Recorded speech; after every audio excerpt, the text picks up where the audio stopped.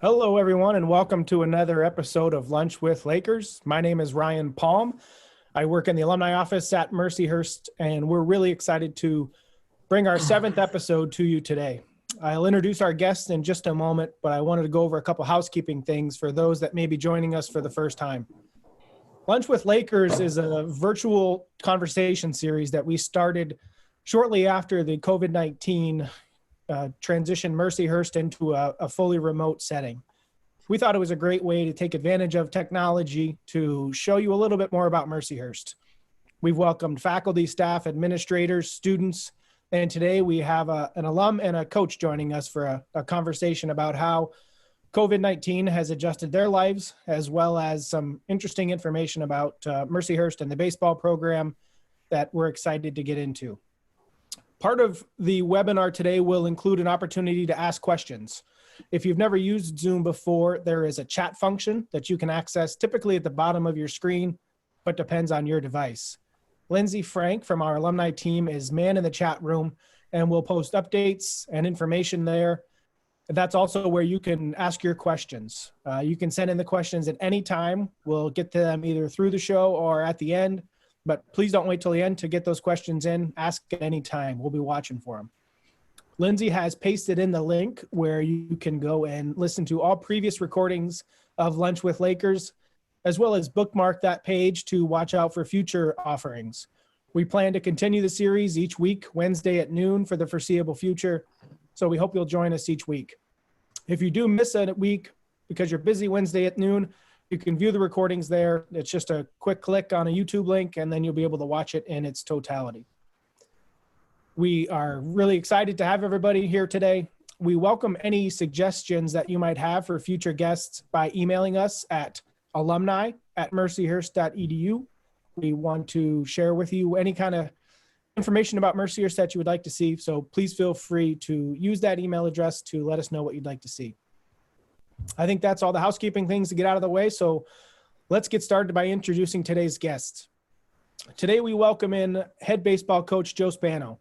Joe has recently completed his 21st season as head coach, a very unique season, and we'll get to that in a little bit. Joe is one of the most successful coaches in college baseball.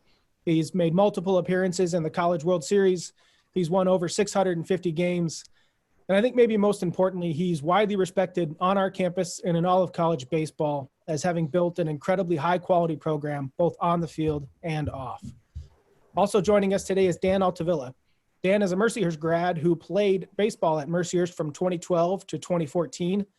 In the summer of 2014, he became the school's highest ever draft pick, going in the 5th round to the Seattle Mariners. And since that time has worked his way up the Mariners system, and having spent time with the top level club and MLB each of the last several years. He's a right-handed reliever and is known for bringing the heat and a pretty good slider at that as well. So we really appreciate both of you being here with us today. We usually start our guests by having you tell us a little bit about how you got to Mercyhurst. So Joe, we'll start with you. It's been over 20 years now, but can you share a little bit about how you found yourself in Erie, PA and Mercyhurst in the first place? Oh, yeah. First off, thanks so much for having us, Ryan. And thanks for the incredible job you've done throughout this pandemic. It's been fun to watch these shows and all you've done. Dan, thanks for being here. This is my first opportunity out of college for a coaching job. I was contacted by the former assistant coach from Lewis University, where I graduated. He asked if I wanted to interview for an assistant coaching position. I had heard of Mercyhurst, but didn't, realize exactly where it was. We actually played Lewis. We actually played Mercyhurst in our NCAA regional when I was a senior. I knew it was a good program. But when I remember Mr. Russo, our AD, speaking to him, and he said, make sure you come through the main entrance on 38th Street. And, I think anyone who's ever driven through campus, and that's kind of the same advice I'll give anybody who's coming to Mercyhurst for the first time, drive through that main entrance. And, I just fell in love with the place and the people and the students and, everybody I get to work with. You fall in love with the place, and the students are the same, over the last 20 years. They're just great people. And A few years later, the coach left. I was lucky enough to be the head coach at 24 years old. I did that by myself for a little bit. And then when my brother Charlie graduated college, I was able to talk him into basically taking a job for nothing. And he lived in my basement for a little bit, and he was willing to pick up any work on campus. And, eventually, he was hired, and the rest is kind of history. We just both love it, and, wouldn't want to be anywhere else. That's awesome. And Charlie went from, a guy living in your basement to last year being the Division II, assistant coach of the year. So he's certainly been recognized for his incredible accomplishments, and you two make an incredible pair on our campus. Dan, can you share a little bit about how you found Mercyhurst the first time, and maybe about that recruitment process? Yeah, thanks for having me. We had a good run our senior year of high school. I went to Elizabeth Forward High School, and we made it to the quarterfinals that year, and it happened to be at Jarriett Park. And I pitched that game. I had a pretty good game. I can't remember how far I went into it, but I guess the Spanos were there. And, the next day I got a phone call from Joe. And, we just talked a little bit about Mercyhurst. And I hadn't really heard much about the school, but I was looking, anywhere in the PSAC region.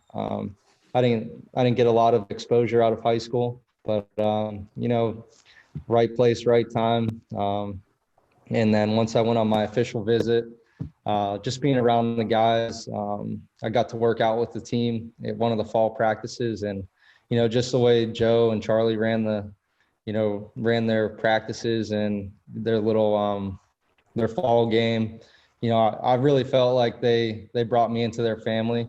So, I ultimately decided to, go to Mercyhurst. And, like Joe said, the front of campus is beautiful, and, it's a small school, and you really feel like people truly care about you there. And that's the most important thing for me, not just being a number on campus, and, being able to connect with people. And,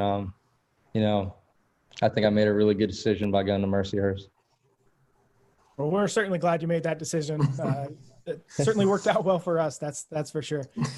So Dan, we'll go back to you. So the Mariners were, 17 games or so into spring training. Life was kind of humming along normally. And then COVID-19 decided to rear its ugly head. Can you share a little bit about how that process went down? How it happened for you personally, and maybe when you realized that COVID-19 maybe wasn't just going to be this, 2-week delay in your season, but rather something more substantial? Yeah. So we have morning meetings every day, and we have a player that's, designated to do the daily news report. So every morning, COVID-19 would be in the report just briefly. And, everyone just thought it was similar to the flu, and, nothing serious. So we just kind of, brushed it off the first couple of days. And then it slowly started to pick up. And then we were seeing everything that was going on in China. And then we got our first case in the US, and then eyes really blew up. So I think that's whenever we really started to take the precautions, especially with the fans, because we're in close contact with them, whether it's signing baseballs or, anything that they have at the field, or giving high fives. So we just kind of cut that out, and we'd pre-sign balls or, cards at the clubhouse before we went out. And, we'd have some on us to just kind of explain to the fans that, it's not that we don't want to sign for you guys. We just want to limit the contact, because we don't really know what's going on with this certain virus. So, and then whenever there was a case in Arizona, and that's whenever guys in the organization kind of, put the brakes on everything, and everyone started to cancel their games. And we just kind of broke down into groups of, I think it's like groups of 5 to 7, and we'd have different slot times. So we'd have like an hour to come in and get our work in. And that went on for about a week. And then I think someone got the virus in another organization in Arizona, and that's whenever they just shut down the complexes completely. And my girlfriend and I drove all the way back to Pittsburgh from Arizona. So it happened pretty quick. Like I said, we started off and just didn't really think much of it, but it is really serious and something we should, kind of follow the experts on and be really safe about it. Sure. Thanks for sharing. And Joe, for your club, you were 8 games into the 2020 season, kind of gearing up for conference play and obviously another hopeful run into the playoffs and the World Series. Can you talk about how kind of everything unfolded? And if memory serves, you were, I think, a day away from your home opener, which was, going to be on a newly renovated field. So an exciting moment for the program that had to wait, unfortunately. Yeah, we were pretty excited about the home opener. We were 5-3 at the time. In our 8 games, I think we had the lead in every game going into the 8th inning. We felt we had a very, very talented team, very gritty team that never gave up. We lost the lead, we come back. We were really confident going forward. But it was just one of those things where we were trying to figure everybody out and what their role was. And maybe we lost some games because as coaches, we just, with all the turnover with the new guys, we just hadn't figured them out yet. So we were really excited about it. We had some great teams coming up for opening weekend to open our brand new field. We had Davenport, Michigan, who's a highly ranked team, Grand Valley, national powerhouse. And obviously Westchester coming in was, big rival. One of the all-time great programs. And, we were just back and forth with Westchester, their administration, Davenport, Grand Valley, all their administrators. The things were changing by the hour.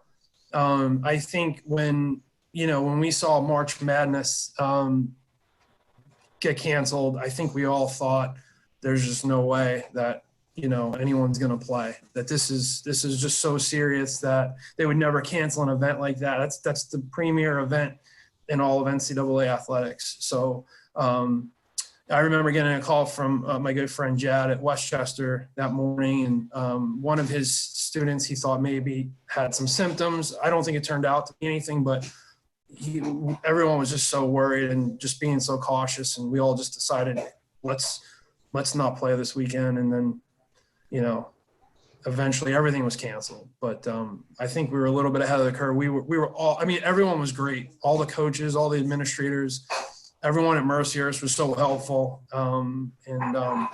Obviously we made the right call. And, I just, feel terrible for the seniors and just hope we can have some of them back. But it was, it still doesn't feel real. It doesn't, but I think we're working with it the best we can. What a crazy situation for sure. Dan, so you've been kind of away from the complex now for whatever it's been, 6 to 8 weeks, something like that. Can you talk about how maybe you're keeping active? Do you have a specific, training plan that the team sent? Are you keeping busy, or is it more or less they told you, don't eat too many hamburgers and try and keep yourself in shape for when you're back? It's whenever we left Arizona, we just talked with the strength and conditioning coaches, and I keep close contact with the guy that I do some programming with in the off season.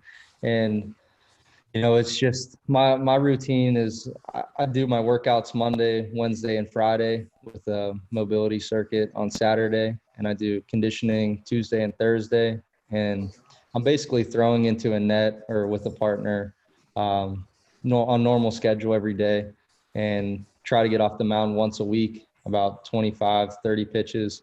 Other than that, just trying to stay, mentally locked in and waiting for the day that, we get the phone call that they say, hey, let's come back to Arizona, or let's go to Seattle and, get built back up. Hopefully they give us about 3 weeks or a month to, get back to game form, and, we can get this thing going. But other than that, just trying to stay ready for that phone call and, trying to stay in the best shape I can.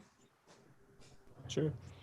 And Joe, how about you? Are you able to keep in touch with the team during this time? Obviously they're just finished up final exams, so maybe that was a little kind of a crazy time, but have you been able to keep in touch and any kind of outreach on, fitness plans for the fall, anything like that? Yeah, we were able to have several Zoom or Microsoft Teams meetings with the entire group.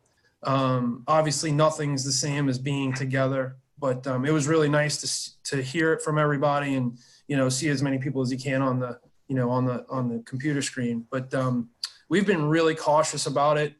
Coach Joe Schoenlieber has done a really great job with setting out a workout that's just natural body weight. We spend very little time talking about baseball, or I would never want to encourage our guys to have to, compromise anything, for a workout or anything. I want them to stay safe, stay at home, do what they can at home, but not try to do anything more than that. But we just wanted to make sure they were doing well. This is obviously mentally draining. Our Mercyhurst faculty has done an incredible job with moving the courses online, but it's still stressful doing work online. So we're just making sure that they were doing okay. They had the right technology at home to keep up with their work, asking how we can help them. Our counseling center, our advisors, they've done an incredible job, but we would reach out, just make sure everyone was scheduled for classes and keeping up with everything. And if they declared pass fails, we had some wiggle room on the pass fails this spring term. So we want to make sure if it was needed, we're utilizing it. So we did a lot of one-on-one. We approached our students, on an individual basis if they needed help with anything. But we really wanted to try to limit, we really didn't ask them to do anything athletic. It's just not worth it at this point. And or at any point. So we just hope that if they could do something at home, great. If not, focus on your schoolwork, and when things clear up, we'll take our time and get back in shape. Sure, very good. So let's move away from COVID-19 for a little bit, maybe to some related topics.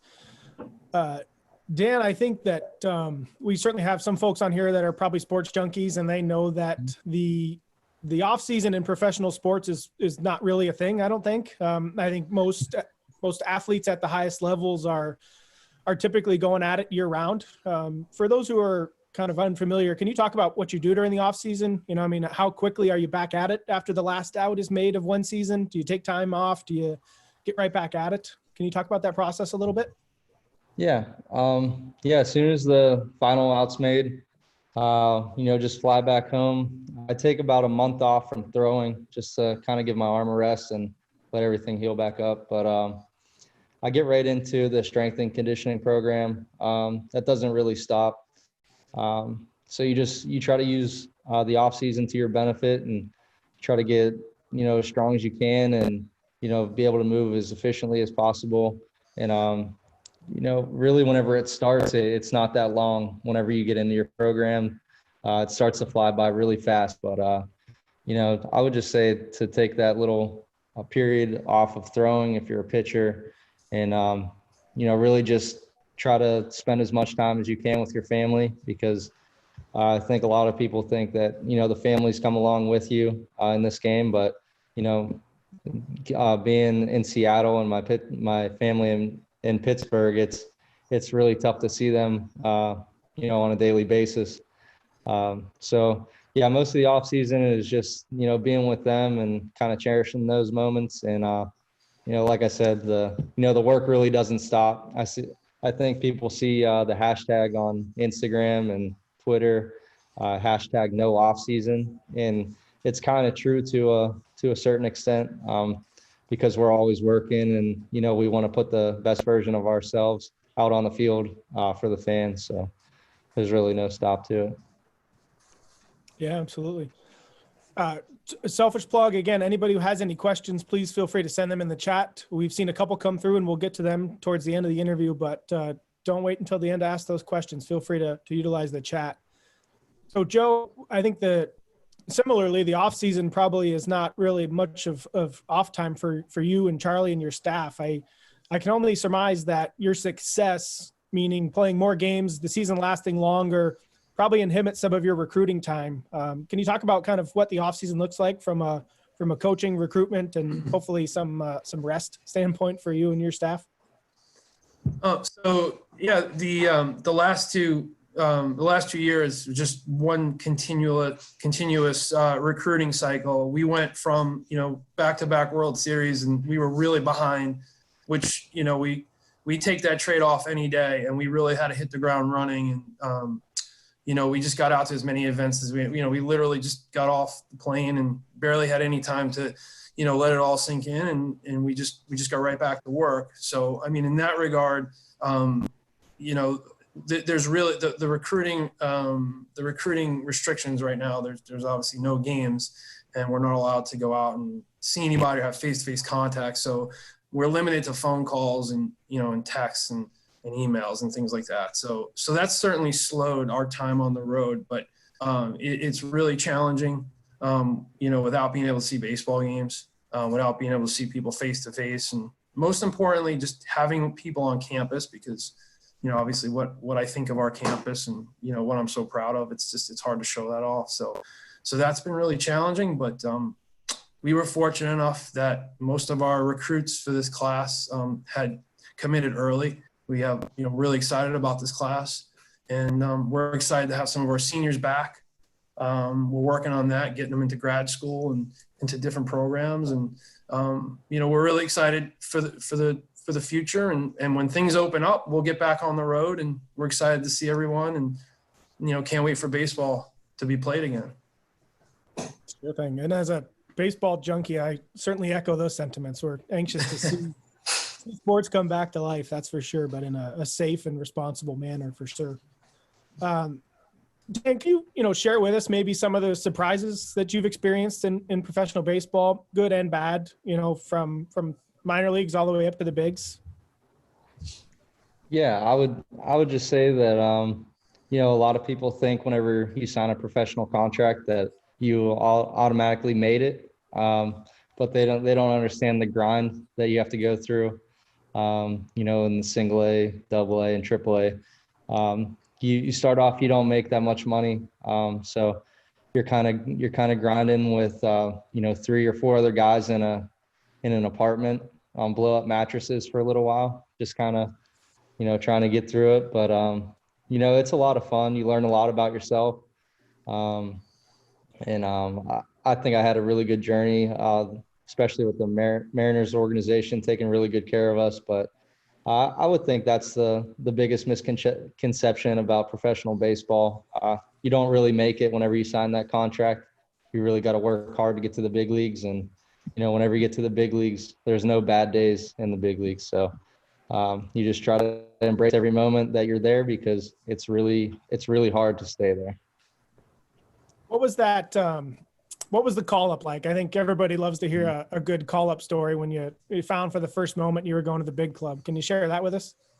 Yeah, we were actually on a little stretch where we got rained out a couple of times, and we were traveling to Biloxi that day, and there was a couple of injuries in the big leagues. So I went back to my apartment to pack up for the road trip, and our skipper, Darren Brown, called me.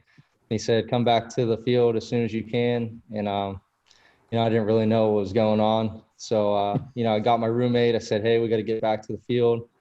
And then once we got back there, the manager's door was open, and our pitching coach was in there, and they were both kind of just smiling at me. So I went in and sat down, and they said, "You're not going on the road trip. You're going to go meet the big club in Chicago." And, I didn't really believe them. I asked them, are you guys serious? And, they handed me the ticket. I think it was at like 6 or 7 in the morning. And, the next day I was in Chicago, and I made my debut that night. So it was really unbelievable. What was that phone call like to your parents? I can only imagine that had to be one of the greatest moments of your life, being able to share that with them. Oh yeah. Both my mom and my sister were crying the whole time.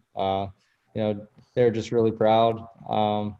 And then I had a little bit of a hard time getting a hold of my dad at first, but after that, he was so excited. A bunch of my family, friends, Coach Spano, they all showed up in Chicago, and it was a proud moment for me, just to have everyone there who's been by my side throughout the whole process. And it was a great series there in Chicago. That's awesome. That's really cool. It gives me goosebumps just hearing the story. So Joe, Dan is obviously among our most successful grads, but you've had a number of your players go through the pro ranks. There's still quite a few in the system. It's got to be an enormously proud moment for you and Charlie and your staff to see, the student athletes that go through the program and go on to such success in professional baseball. I assume it's a little bit rewarding for the crazy hours that you guys put in throughout the course of the season. It is. It's incredibly rewarding. Couldn't be more proud. And I think the biggest thing with all these guys, and Dan's an incredible example of it. It's more than just baseball. I mean, they probably don't realize how much we follow every little thing they do. If I could see a glimpse of their side profile on some Mariners video or, a cousin, we're always looking to see what they're doing. And, we don't want to bother them too much in the season, but we're all, especially Charlie's incredible at finding different videos and stuff. But one thing they all have in common, it's not just the baseball, but our guys, they're always the ones willing to do the extra autograph session, visit a children's hospital, have a smile on their face, do a Twitter message, thanking people, making people feel like they're the most important people in the world. Every fan, and it's the Mercy mission. We're just so proud of that. And Dan has, he's known for the world's greatest smile, and everywhere he goes, there it is. And everywhere he goes, he shows it off, and he makes people happy. And, as incredible of a baseball player he is, and a student, National Scholar Athlete of the Year, he's an even better person. And, we're just so proud of him, and we follow everything he does, and all the guys, Colin and Cam and everyone, and Minnick and they treat people and make them feel like they're special. And that means a lot to us. That's great. And I can certainly attest to that. I spend a good bit of time talking with our alums all across the country, some who are diehard sports fanatics and some who are certainly not. And yet there's certainly an appetite by our alums to know what our athletes are doing out there, whether it's in baseball, whether it's in hockey, whatever it might be. So know, Dan, that you have lots of loyal Lakers following you in your pursuits, and you're making us all really proud. So I want to make sure I snuck that in there before I forgot. So Dan, the Altavilla name has become quite popular at Mercyhurst. Obviously, you were the start of that legacy, but you've had a couple cousins that have joined the football program over the last few years. Notably, your cousin Doug was a 4-year starter at quarterback and an incredible scholar athlete that did amazing things both on and off the field. And his brother Nick has been a very good receiver for the Lakers, scoring a couple touchdowns this year. That's got to be kind of exciting, I would assume, to see the name still carrying on in the blue and the green. Yeah, it's really exciting, especially whenever I'm on the road and I've opened Twitter and I see Altavilla on the Mercyhurst Twitter. It's just a really proud moment whenever you see your family in the headlines. I think it's really special that they can have the Altavilla connection. And Doug, I think there was a video posted of him throwing a touchdown to Nick, and I think that's something that they can hold on to forever and kind of show their kids, what they did. But, I think it's really special that they went there as well and kind of did their own thing and, worked really hard to, put their names in the headlines and, be a big part of the football team. So couldn't be more proud of them. That's awesome. I'll ask this question to both of you. We have a wide variety of folks that watch these videos. We have our alums, we have parents, we have our current students, prospective students, et cetera. Do you have any kind of one, tip you might give to somebody who's, looking to become a student athlete in any sport, or has, a nephew or a cousin or a son who's looking to perhaps play sports in college? Do you have a tip in general that you might want to be willing to share? We'll start with you, Joe. Not to just sound cliche, but without academics, there is no college athletics, and we have some really serious students. The better you do in school, it's only going to create opportunities for you. Make sure that you're studying really hard and getting good grades, and Dan is such an example of it. I mean, he was drafted, but he could have went to medical school. I mean, he had the best of both worlds, and it helps your scholarship offerings. It helps everything. Just make sure you're doing a great job in the classroom. Always be respectful to your teachers and your coaches and your parents, and be a great teammate. So that's, like I said, I know it's not earth shattering. I hope everyone, we all know that, but it's just so important. It's good to hear that from a guy who's known for winning lots of games, that there's a lot more to it than just racking up a bunch of wins. And Dan, how about you? One tip to share for someone interested in college athletics? Yeah, I would just say to hold yourself accountable every day. Whether it's with, your homework or, being on time to classes. Because I think it's going to build healthy habits, and you're going to build a routine off that, and it's going to make you a better person.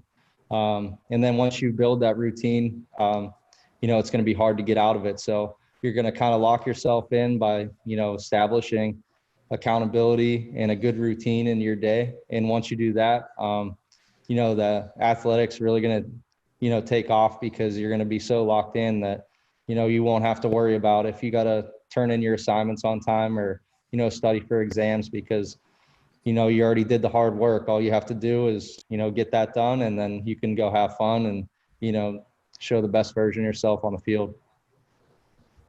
That's wonderful. So we do have a few questions in the chat that we'll get to right now. But before we get to the questions, I want to give a shout out to Sparky Mills. He is an alum from one of the earlier years of the program, a strong supporter of Mercyhurst baseball. Appreciate you joining us, and send some very nice words for both of you. Question from the chat. This is directed to Coach Joe Spano. What were some of your favorite memories from your time at Mercyhurst? Maybe, non going to the World Series edition, because we know that's probably the obvious answer. Yeah, I mean, some of my greatest memories, they're going to sound a little bit odd, but it's those days where you get a surprise snowstorm, possibly in the earlier middle of the week, and it just looks like there's no way we're going to play, and you get a group of guys together with some shovels and a really determined maintenance staff and whoever else wants to help, and somehow we play that game and you win, and the only thing green at the whole facility is the turf. There's just white everywhere, and just the other team coming in, and just it's kind of intimidating, and it's we play in some cold weather, and to be a Laker, I mean, you have to thrive in that, and to see guys pitching with not that we encourage it, but short sleeves on a 32-degree day, throwing 95 miles an hour, it's really intimidating. Just the extra work that we put in, that people don't know about. It's just not, we just don't get to practice at normal times all the time, but those late hours in gyms and bubbles and off-campus facilities, just the bonding, the spirit. I mean, they're just incredible memories. And we do this exercise every year. I usually, when it's a really, really tough practice and things aren't going great, I'll call the team in and just say, hey, if we could just fast forward and we're in the World Series right now, and we don't have to go through any of these practices anymore, any of these bus trips, how many of you guys would take that? And I think I've only had one person ever raise their hand. It's just, I think we enjoy that ride. It's tough, but it's those challenges that just bond us. And those are the things, when the guys come back, they talk about. So they're just a lot of great memories of just going through some adversity and just coming together for that weekend series. That's awesome. Great answer, Joe. Question from the chat. We'll direct this one to Dan, obviously. What's it like being a Mercyhurst grad, and how do you stay connected to the Hearst? Oh, it's a great feeling knowing that I was able to graduate from there, especially leaving early after my junior year. The faculty there and Coach Spano and all the professors, whenever I came back to finish my degree, they were really flexible with me. They were able to make certain times work so I could finish that and then, make it back to spring training that same year. So couldn't be more proud of, being a grad from Mercyhurst. In ways that I stay connected are mainly through social media and through the Spanos. You just staying in constant contact with them and, just trying to give back in any way that I can. Just being away with the baseball season, it's tough to keep up with everything, but whenever I find a free moment, I always check in to see what's going on and, see what my former teammates are doing now and just trying to keep that connection and the line open freely. That's great. Joe, a question for you. There's I think a parent on the call who has a son who's interested in athletics, but maybe not playing varsity athletics. Are there opportunities for students to get involved in athletics without being on a team? I think you've probably seen a lot of that over the years. Absolutely. Feel free to send me an email directly and we can talk about it, but we would be happy to entertain. We've had some great managers and statisticians and announcers and yeah, if you're interested in being part of the game, but not necessarily playing or trying out for the team, more than happy to have it. Work studies, there's plenty of opportunity, and just please feel free to email. I'm also the intramural director, so we're always looking for people who are interested in intramural athletics and club athletics. So feel free to reach out to me. My email's on the website. It's jspano@mercyhurst.edu. Thanks for the question. Absolutely, great answer. Dan, maybe we'll ask you to answer this one from your experience. What's a typical day like as a baseball player at Mercyhurst? While I was at school? Yeah. So it just depended on whenever we scheduled our classes, but we'd have our classes usually in the mornings, and then we'd have some kind of individual work, in between those. And then we'd probably finish up our classes after and then have a team workout either, late at night at a Family First type deal or at the rec center. But, some days we'd have early morning practices, about 5 a.m., I believe.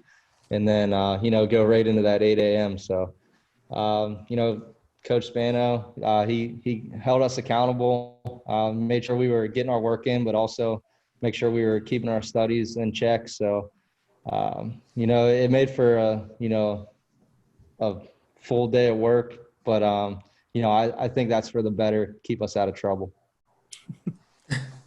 Anything you missed there, Joe, that you'd like to add as to a typical day? I'm sure all of it is also weather driven. Some days are nicer than others in the EPA in the spring. It is. It's weather driven. You have to be on top of your schoolwork, not to keep harping on that, but you never know when you're going to get a cancellation and you're going to move a game, or you're planning on going outside, but the weather doesn't cooperate and now you're inside and you have to move to a later time slot, or, so no, our days are, it's not easy playing a college sport, especially an outdoor spring sport. But, I give the student athletes a lot of credit. They really, they roll with the punches, and, when things change, they're always ready for it. That's great. Another question, we'll direct this to Dan. Do you have advice for student athletes in general on managing the time commitment between schoolwork and your sport? Yeah, I kind of touched on this earlier, but I would just say to get ahead of your schoolwork, because it tends to pile up really fast. If you put things off, it's going to just cause you stress and, unnecessary, panic. So I think just staying on top of things and, maybe going to your professor and asking if you can get ahead of your work, because like you said, there's some times where the weather doesn't cooperate and we have to move our times, and you might have something locked into the day where you can't really get to it. So just being prepared, and, if you can somehow get ahead of your work, it's going to be a lot easier for you in the long run, especially with, the way the weather works and, schedule changes in sports in general. Gotcha. I had a question via email from Jaziel, who I'm sure you both remember, and he asked a question to both of you. No surprise. I'll start with you, Joe. His question to you, Joe, is what was the best part of coaching Dan Altavilla? My gosh, there's so many good parts. So as I said, I'm the intramural director, and just to give you an idea of what his work, first of all, I don't know what his official measurement is on height, but I know he's not 6 foot, and that's a very difficult thing to be an under 6 foot right-handed pitcher. The amount of work that Dan puts into everything is just, it's mind blowing. I've never seen anything like it. He outworks everyone.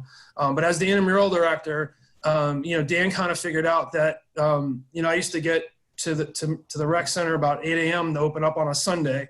That's usually the best day, to have intramural athletics because, we were off typically and the gym was open. And Dan kind of figured that out. And, I started noticing that when I got there at 8 a.m., I started noticing I had a visitor waiting to get into the gym, and it was always Dan. And a couple of times he beat me there, and it's just, it didn't matter if we played, Friday and Saturday, he would be there at the gym at 8 a.m. on a Sunday, just looking to get in and get extra work in. He's always working. He is certainly the first guy to the field and the last to leave. And it's just, I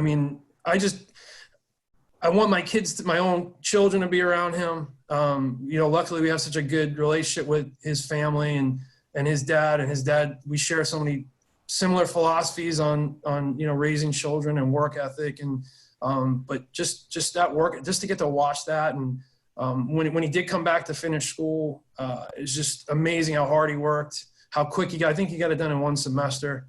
I don't know how many, he must have taken 20 something credits. Just pounded out, just amazing. Just one of the most relentless workers I've ever seen. And we have a lot of, that says a lot. We have a lot of hard workers, and Dan is just, I don't think I've ever seen anyone like him. So, Gotcha. Thanks, great question. And of course, the counterpart to that question is to you, Dan. What's your favorite part of playing for Joe Spano? There's so many good stories that probably can't share with the group, but no, but I think just the amount of time that, Joe spends with us and away from his family, it just shows that he really cares about what we're doing and, where we're heading in, our next path. But, whenever we put in those long days of work, you'd still see Joe and his kids, in the rec shooting hoops or, taking ground balls. They're always around, and, he just made it seem like a family atmosphere and, really brought us in. And you don't come across coaches like that because usually coaches are just trying to get to the next level. Joe's trying to develop us as, as men and, really cares about where we go in our, next journey. So, just being a part of his team and, the things he's done for me is, truly unbelievable. And, I really can't thank you enough, Joe. Thank you. Thank you. The Spano children are legendary around the halls of Mercyhurst. Everybody knows and loves them. And shout out to Charlie, as well as your wives, Tina and Katrina. They do so much for Mercyhurst. It really is a family affair, and it's really impressive to all of you. So I'll get you out of here with kind of one last question for each of you. It's the last question we ask of all our guests, and I'm going to say you can't use baseball as your answer. We'll start with you, Dan. What's your favorite part of Mercyhurst? Do you mean like a certain you can answer that however you want. Favorite part of Mercyhurst. It's a tough question, but it is a tough question. I think they renamed it right now, but whenever I was there, it was Garvey Park. I think that's a really relaxing part of campus. I'd go there in between classes if I had the time and just kind of sit and if I had some extra work to do, I could knock it out there. But it's really a cool view of campus and kind of relaxing.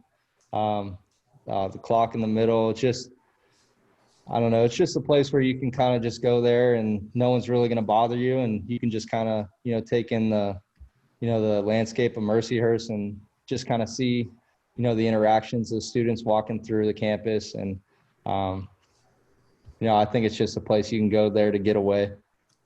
No, it's a great spot. That's for sure. And Joe, what's your favorite part of Mercyhurst?